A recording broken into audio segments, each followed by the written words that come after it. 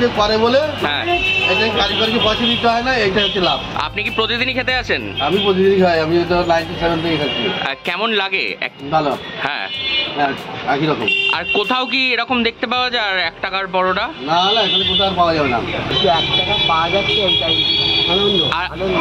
আর এছাড়া কোথাও পাওয়া যায় 1 টাকায়? না না না না না না, কোথাও পাওয়া যায় না। কত বছর ধরে আপনি এখানে আসছেন খেতে? আমি তো অনেক বছর, তাও আমার বাড়ি এখানে অনেক বছর ধরে খেতে আমি, যতবার দোকান চালু হয়েছে।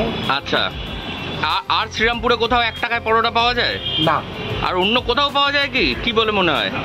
অন্য কোথাও পাওয়া যায় না, আমি সব জায়গা থেকে পার্সেল জায়গায় পার্সেল দিয়ে সামাল দিতে পারছি না, এখন লোকাল লোকের পাওয়া অসুবিধা হয়ে যাচ্ছে।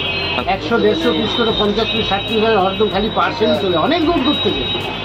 পরোটা তৈরি করে কারা? পরোটা তৈরি করে বাড়িতে বহুই তৈরি করে। আপনার স্ত্রী? কাজের জন্য আমার বলেছে যে এরকমভাবে এত কম পয়সা এবং চালিয়ে যাচ্ছে, আমি লোক খাচ্ছে খাইয়ে দিল, লোকের সেবা করাটাই হচ্ছে আনন্দ ব্যাপার। ফ্রি খাওয়ালে তো সামাল দেওয়া যাবে না, তাই এটাকে ধরে রেখে দিই একটা হিসেবে লোক কম বেশি খাচ্ছে আনন্দ।